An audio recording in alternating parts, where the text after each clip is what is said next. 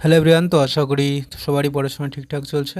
তো দেখো, আজকে হচ্ছে যে টপিকটা করাবো, এটা ক্লাস 10-এর জীবনবিজ্ঞানের চ্যাপ্টার 4, যেটা অভিব্যক্তি অভিযোজন আছে সেখানকার 24 নম্বর প্রশ্নটা থেকে। কারণ আমি হচ্ছে আগের ভিডিওতে 23 নম্বর পর্যন্ত করে দিয়েছি, তোমরা হচ্ছে ওই ভিডিওটা দেখে নিও, ঠিক আছে?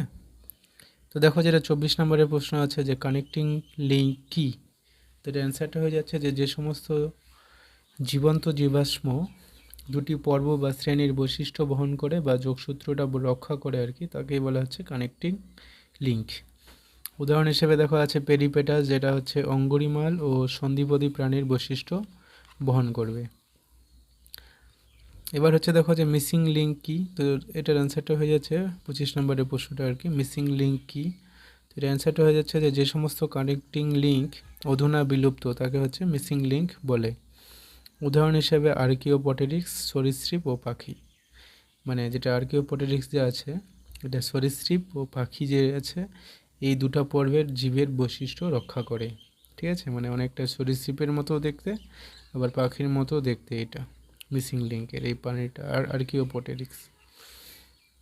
26 নম্বরের প্রশ্নটা দেখো কি বলা আছে যে জীবন্ত জীবাশ্ম কী, তো এটা অ্যান্সারটা হয়ে যাচ্ছে যেসব জীব সুদূর অতীতে উৎপত্তি লাভ করেও কোনো রকম পরিবর্তন ছাড়াই পৃথিবীতে বিরাজমান তাদের হচ্ছে জীবন্ত জীবাশ্ম বলে। মানে যে সকল জীব খুব প্রাচীনকাল থেকে সৃষ্টি হয়েছে কিন্তু কোনো রকম পরিবর্তন ছাড়াই এখনও পৃথিবীতে টিকে আছে, তাদের বলা হয় জীবন্ত জীবাশ্ম।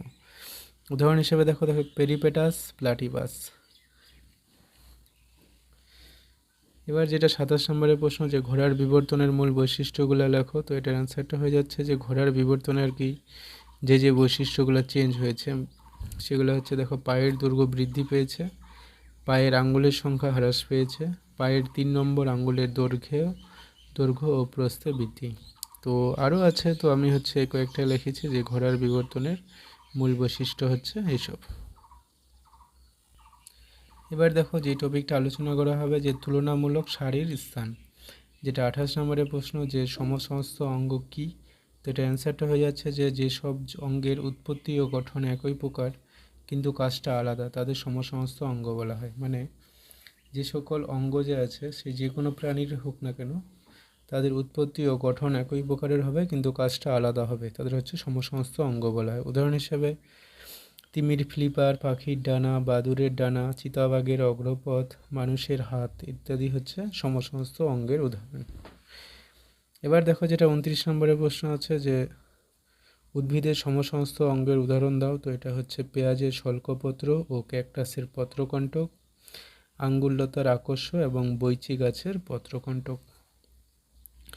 তারপরে 30 নম্বর প্রশ্নটা দেখো যে কোন অভিব্যক্তির কারণে সমসমস্ত অঙ্গ গঠিত হয়, এটা হবে অপসারী অভিব্যক্তি।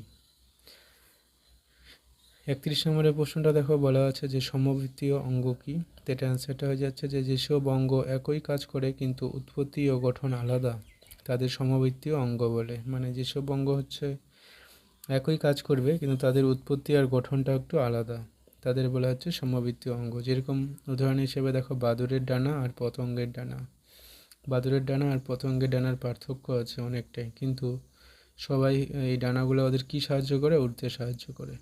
এই জন্য বলা আছে যে যেসব অঙ্গের কাজটা একই কিন্তু উৎপত্তি আর গঠনটা আলাদা তাদের হচ্ছে সমবৃত্তীয় অঙ্গ বলে।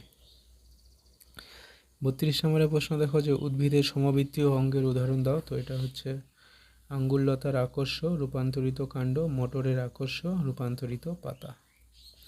33 নম্বরের প্রশ্ন দেখো যে নিষ্ক্রিয় অঙ্গ কী, তো এটার অ্যান্সারটা হয়ে যাচ্ছে যে যদি কোনো ক্ষেত্রে একটি সক্রিয় অঙ্গের কার্যক্ষমতা লোপ পায় তবে সে ওই অঙ্গকে বলা হচ্ছে নিষ্ক্রিয় অঙ্গ। মানে কোনো একটা অঙ্গ যদি থাকে, ঠিক আছে, তো সেই অঙ্গটা আগে সক্রিয় ছিল, এখন আর কি কর্মক্ষমতা লোপ পেয়ে সেটা আর কি নিষ্ক্রিয়, মানে অকেজো হয়ে গেছে কিংবা সেটার ব্যবহার হয় না, সেটাকে হচ্ছে নিষ্ক্রিয় অঙ্গ বলে। উদাহরণ হিসেবে দেখো যে মানুষের অ্যাপেন্ডিক্স, কক্সিস, প্লিকা, সেমিলুনারিস ইত্যাদি, এগুলো হচ্ছে মানুষের নিষ্ক্রিয় অঙ্গের উদাহরণ।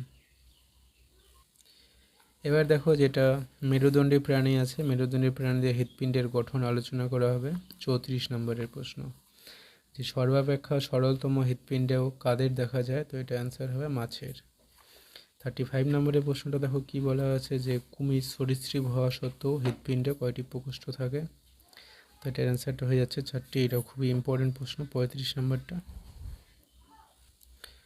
এরপরে দেখো যেটা 36 নম্বরের টপিকটা আলোচনা করা হয়েছে, যে আর কি হৃৎপিণ্ডের আলোচনাটা মাছের হৃৎপিণ্ড, উভয়চর আর সরীসৃপের হৃৎপিণ্ড সম্বন্ধে আলোচনা করা হয়েছে। আর পাখি যা স্তন্যপায়ী পাখি, মানে পাখির শ্রেণী যে আছে, পাখিদের অনেক রকমের পাখি, এছাড়াও যে স্তন্যপায়ী প্রাণী আছে তাদের হৃৎপিণ্ড নিয়ে আলোচনা করা হয়েছে।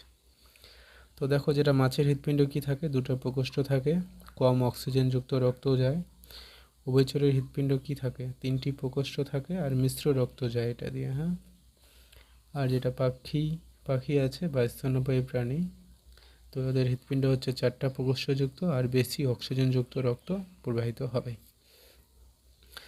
37 নম্বরের প্রশ্ন দেখো, যে মাছের হৃৎপিণ্ডকে ভেনাস হৃৎপিণ্ড বলা হয় কেন? এছাড়া এটা এমনি এইভাবে শর্ট আসতে পারে, যে মাছের হৃৎপিণ্ডকে কি হৃৎপিণ্ড বলা হয়, তো সেটা হয়ে যাচ্ছে ভেনাস হৃৎপিণ্ড। এই কারণটা হচ্ছে যে মাছেদের হৃৎপিণ্ডে কম অক্সিজেনযুক্ত রক্ত চলাচল করে, তাই মাছের হৃৎপিণ্ডকে হচ্ছে ভেনাস হৃৎপিণ্ড বলে। মানে মাছের যে হৃৎপিণ্ডটা আছে সেখান দিয়ে আর কি কম অক্সিজেনযুক্ত রক্ত চলাচল করে, এটাই মেন কারণ। এবার 38 নম্বরের প্রশ্ন, যে দ্বিচক্রী হৃৎপিণ্ড কাদের দেখা যায়? দ্বিচক্র মানে একদিক দিয়ে আসবে একদিক দিয়ে বেরোবে, এরকম টাইপের আর কি, ঠিক আছে। তো দেখো দ্বিচক্রী হৃৎপিণ্ড কাদের দেখা যায়, তো এটা অ্যান্সারটা হয়ে যাচ্ছে পক্ষী ও স্তন্যপায়ী প্রাণীদের। পক্ষী ও স্তন্যপায়ী প্রাণীদের হৃৎপিণ্ড ডান দিকে কম অক্সিজেনযুক্ত রক্ত প্রবাহিত হয় এবং বাম দিকে বেশি অক্সিজেনযুক্ত রক্ত প্রবাহিত হয়। তো এবার দেখো যেটা হচ্ছে তুলনামূলক ভ্রূণতত্ত্ব আলোচনা করা হয়েছে, যে 39 নম্বরের প্রশ্নটা, বায়োজেনেটিক সূত্র কে আবিষ্কার করেন, এই সূত্রের মূল বিষয় কি? তো এটা হচ্ছে বিজ্ঞানী হ্যাকেল। বায়োজেনেটিক সূত্র যে আবিষ্কার করেছিল বিজ্ঞানী হ্যাকেল। এই সূত্রের মূল বিষয় হচ্ছে যে ব্যক্তিজনিটা যে আছে সেটা জীবজনিকে পুনরাবৃত্তি করে। এর মানেটা আমি এমনি বুঝিয়ে দিই, যে ব্যক্তিজনি আর জীবজনি হচ্ছে আমাদের, যে কোনো জীব যখন ভ্রূণ অবস্থায় থাকে তখন তার পূর্বপুরুষ, মনে করো যে মানুষের একটা ছোট বাচ্চা যখন ভ্রূণ অবস্থায় থাকে পেটের ভিতরে, ঠিক আছে, কিংবা ছাগলের একটা বাচ্চা কিংবা কুমিরের একটা বাচ্চা যখন ভ্রূণ অবস্থায় থাকে, তাদের গঠনটা কিন্তু একই রকমের হয়, পরে সেটা আলাদা হয়ে যায় বড় হওয়ার সাথে সাথে। তো এটাই বোঝে যে ব্যক্তিজনই জীবজনিকে পুনরাবৃত্তি করে। 40 নম্বরের প্রশ্নটা দেখো বলা আছে, যে ভ্রূণের মধ্যে দিয়ে জীবনচক্রের পূর্ণতাকে কি বলা হয়? তো এটা অ্যান্সারটা হয়ে যাচ্ছে ব্যক্তিজনি। এবার দেখো 41 নম্বরের প্রশ্ন, যে সংযোগী উদ্ভিদ ও প্রাণীর নাম লেখো। সংযোগী উদ্ভিদ হচ্ছে যারা আর কি দুটা সংযোগী উদ্ভিদ মানে দুটা উদ্ভিদের মধ্যে সংযোগ রক্ষা করবে, যেরকম হচ্ছে নিটাম, ব্যক্তবীজী ও গুপ্তবীজী উদ্ভিদের সংযোগ রক্ষা করে। আর যেটা প্রাণী আছে সেটা হচ্ছে পেরিপেটাস, অঙ্গুরিমাল ও সন্ধিপদ পর্বের বৈশিষ্ট্য বহন করে। এবার দেখো যেটা আছে, যে বেঁচে থাকার কৌশল সেটাকে কি বলা হয়? অভিযোজন, ঠিক আছে। তো 42 নম্বরের কোশ্চেনটা দেখো বলা আছে, যে জাঙ্গল উদ্ভিদ বা জেরোফাইট কি? তো এটা হচ্ছে যে ক্যাকটাস মরুভূমির ঊষর পরিবেশে জন্মায়, তাই এদের জাঙ্গল উদ্ভিদ বলে। মানে দেখা যায় যে যেসব গাছ মরুভূমির উষ্ণ পরিবেশে জন্মায় তাদের জাঙ্গল উদ্ভিদ বা জেরোফাইট বলা হয়। 43 নম্বর দেখো, যে পর্ণকাণ্ড বা ফাইলোক্লেট কি? তো এটা অ্যান্সারটা হয়ে যাচ্ছে যে ক্যাকটাসের কাণ্ড মূল চ্যাপ্টা রসালো এবং সবুজ, ক্যাকটাসের এরকম কাণ্ডকে পর্ণকাণ্ড বলা হয়। তো যাই হোক, আজকের এই ভিডিওতে এই পর্যন্ত, দেখা হচ্ছে নেক্সট ভিডিওতে।